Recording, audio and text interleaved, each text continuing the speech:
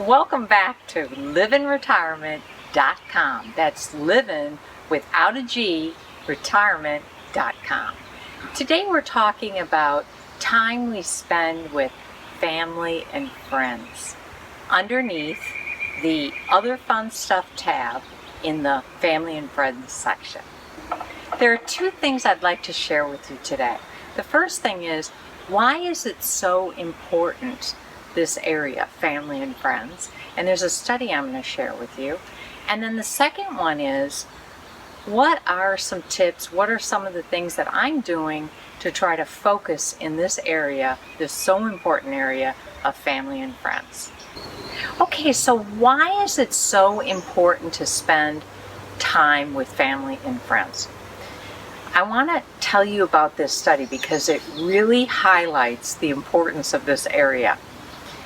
So Harvard, 80 years ago, started a study with two groups of participants. The first group was from the School of Harvard, people that were attending Harvard.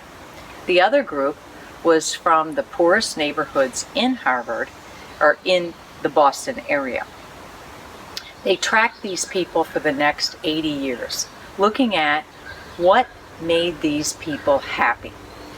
And I guess, not surprisingly, it was not the money, it was not the position they held or the fame that they had.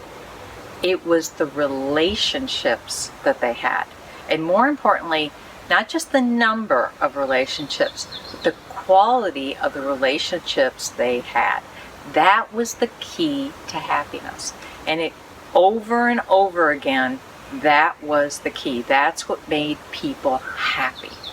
In addition, it also made them the healthiest. They found that loneliness is literally toxic, not only to your physical well-being, but your mental well-being. So, huge study.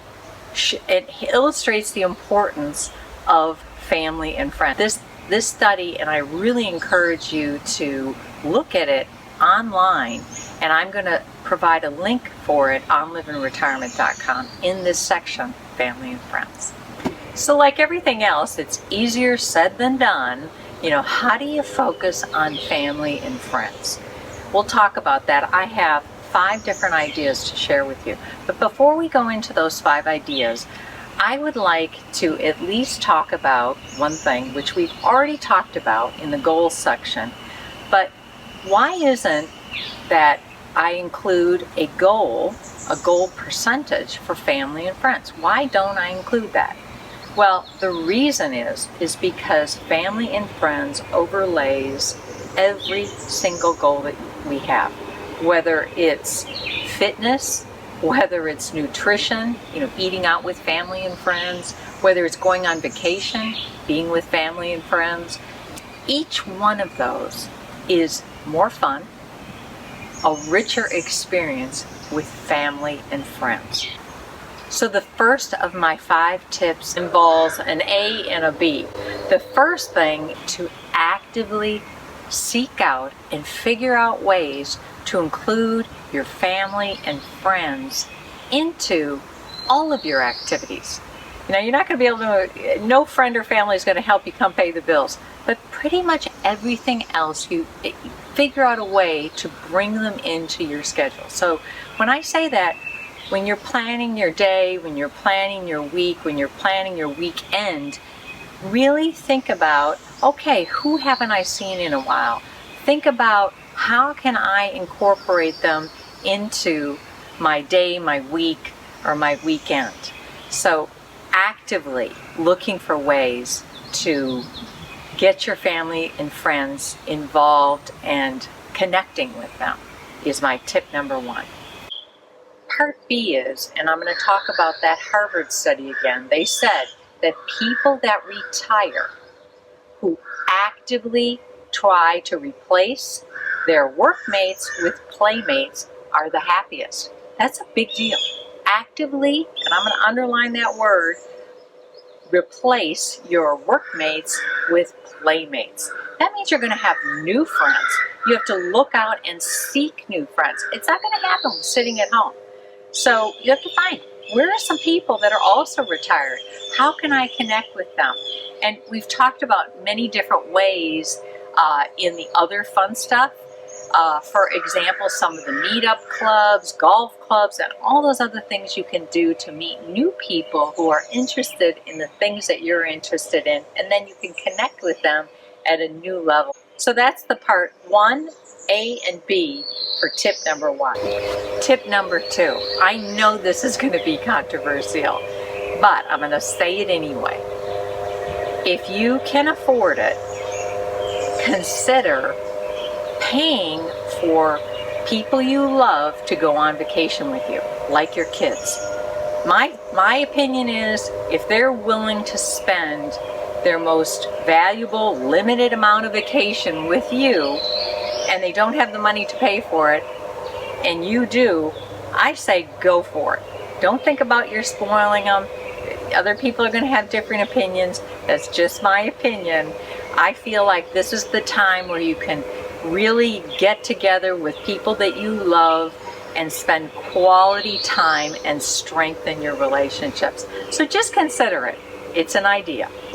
The third tip is, for those people that you love that aren't in your immediate area, that you can't go to dinner with or have coffee or go golfing or whatever the case may be, set up a time where you're going to talk to them. Put it into your routine. Call them on the phone, FaceTime them, Skype, whatever you need to do, and that is a great way to keep connected. But don't just let time go by. And one of the things that I do, again, I'm a list girl, I do put it in my schedule because I want to make sure that I do it, that time just doesn't slip by. So again, think about that. That's my tip number 3. The fourth tip is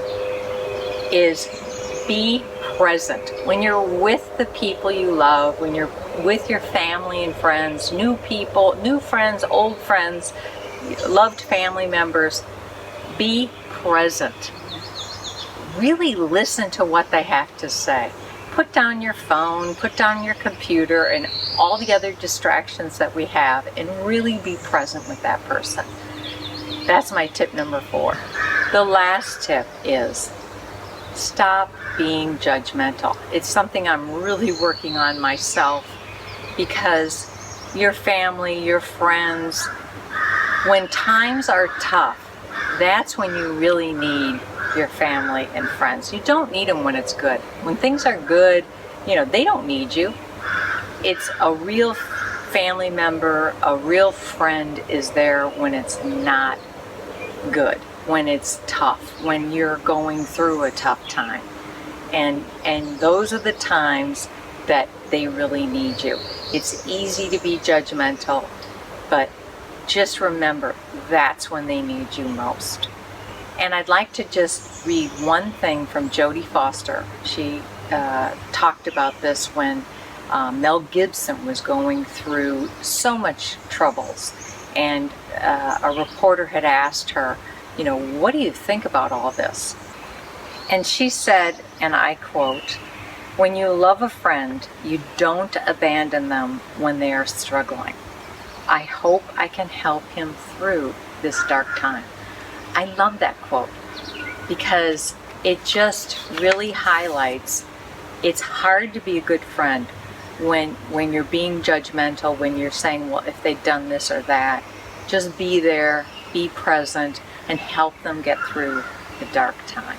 And this judgmental nature of ours, or at least for me, something I fight every day, is even with strangers, if they think differently than you, or to immediately say, well, I don't like that because I don't like their political view on that, I'm just going to wipe them off Facebook, or whatever the case may be, is to really think about that as well, because there's other good points you can focus on about that person versus just thinking about that one thing.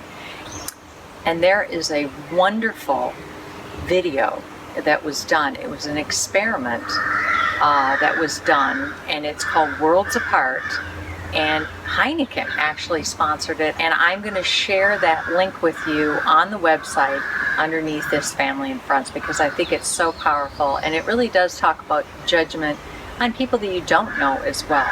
So that's my final tip of the 5 tips.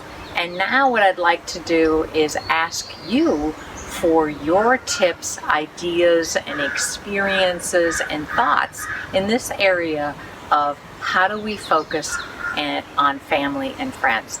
And if you'll just go to the Let's Talk tab at livinretirement.com and share your thoughts, I would greatly appreciate it.